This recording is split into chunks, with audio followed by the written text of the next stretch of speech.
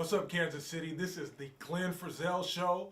Today's special guest is Councilman John Sharp, who also is a committee chair with the South Kansas City Alliance. He's here to talk to us today about Explore Kansas City. I understand this is taking place Saturday. Yes, Glenn, it is, and it's former councilman too, by the way. My term ended, but Representative Duran McGee, he's state representative in Kansas City, is hosting a bus tour this Saturday. It's going to start at Burns and McDonnell at their new headquarters out at 95th and where Ward Parkway comes into Warnell. And we're going to have 3 buses. We've got 3 bus loads full of people, and we're going to take them around and show them some of the economic development that we've had out in South Kansas City. What time does it start? We're going to have a continental breakfast at Burns and McDonnell at 8:30. I think we're pretty much full up, but if people want to come, they could come out there, but they'd kind of be on standby because we've got 3 ATA buses and it looks like they're pretty well full. Now, how many people can these buses hold? How many passengers? Well, about the number we've got, but there'll probably be a few people who don't show up. So if a few folks want to come out, we can probably get them on, but can't guarantee it right now. But they could at least have breakfast with us. And then we'll start rolling at 9, and we're going to Ward Parkway Shopping Center first because, you know, it's really rejuvenated. That really happened when we were able to get Trader Joe's in there, and we had to amend some of our archaic liquor laws to do that, to let them open. But once they opened up, it really helped that whole center. So it's doing well, but they're bringing new restaurants, sit-down restaurants, on the south side of Ward Parkway. So they're bringing in at least 4 restaurants and maybe more where they won't be fast food. These will be nice places where we can go out to eat, but not terribly expensive. Wonderful. Ward Parkway, so where else? Well, after that, we head up to 63rd Street, and we're going to go on 63rd Street over to Troost because, as you know, there's been a lot of commercial and residential development on Troost, just west of Troost. I'm sorry. Talk about that. Okay, we've got a lot of residential and commercial development on 63rd Street, going right up to Troost.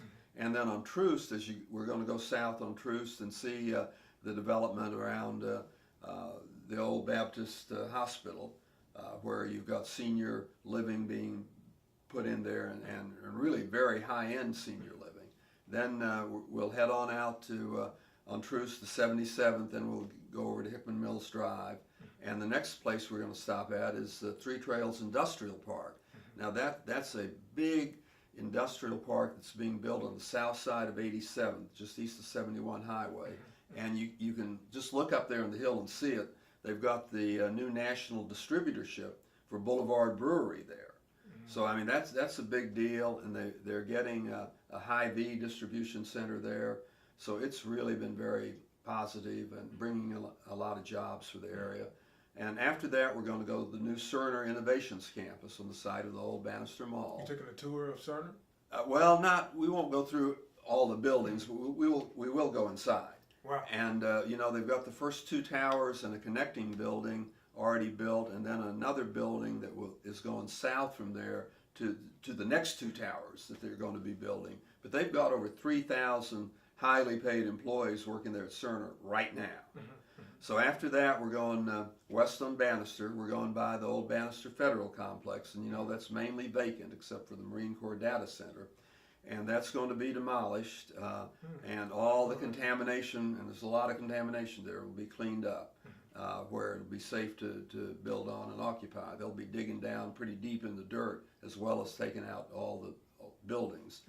And that's going to be redeveloped into an industrial and distribution center, again bringing thousands of jobs to the area. Then we're going south on Holmes to Redbridge Shopping Center. Wow. And Redbridge, it was mainly vacant. And now they're getting it leased up, and the Mid-Continent Public Library, which has a branch there, they were going to just renovate it. They're going to build a new branch there in a shared facility with Wonderscope Children's Museum. That's a children's museum that's right now over in Shawnee, Kansas, and it will bring in about 100,000 visitors a year to that children's museum. Right there in the Redbridge Right there in Redbridge Shopping Are Center. they going to bring Baskin Robbins back? I don't know about that, but they're going to have, I used to go there too, but they'll have a lot of places to eat. Then we're heading on south on Holmes out to 150 Highway. And Kansas City Southern has an intermodal center there where they unload trailers from freight trains, and then the trucks haul them off that way, or sometimes the trucks bring the trailers in and put them on the rail cars. That's quite an operation.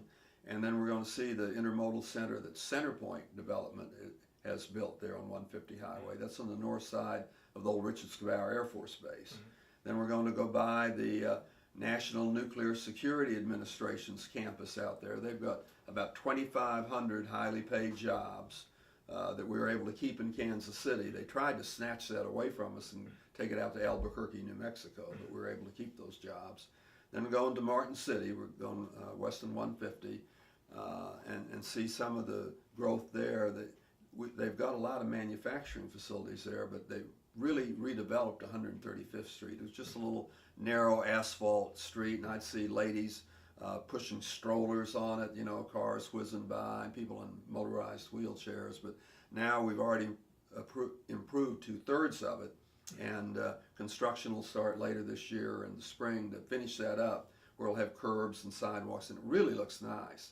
And when you go out there on a Saturday evening, you see a lot of folks from Johnson County there, a lot of Johnson County plates. And you know, we spend a lot of our money over in Johnson County. It's nice to see some of that money coming back here, you know, spending it here in Bring it Kansas over City. here in Kansas City, Missouri. Yes, sir. South Kansas City. Yes, sir. And then we're going to end up at Fish Tech, you know, which is a high-tech cybersecurity firm that just opened up. They've got a brand new headquarters out there. They've just opened, and they're already talking about their next building. Wow, a lot of business development.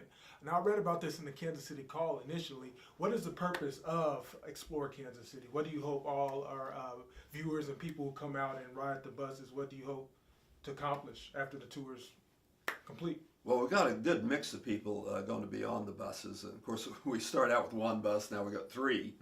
But we've got neighborhood leaders just so they can see the things going on in other parts of South Kansas City. We've got real estate agency.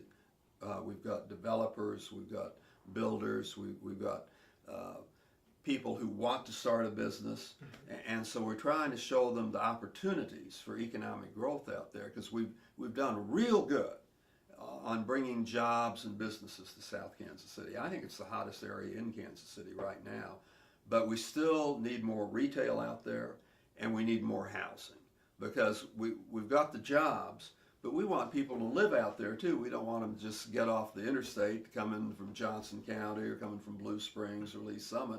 I mean, that's nice. It's good to have the jobs there, but we'd like them to do some shopping in the area, and really we'd like them to live in the area. And there are a lot of tracts of vacant land right around the Cerner campus, the new Innovations campus. It already has 3,000 highly paid employees there now. Within a couple of years, that'll be up to 6,000. Eventually, it'll be over 15,000. And these are not minimum wage jobs. These are highly paid jobs.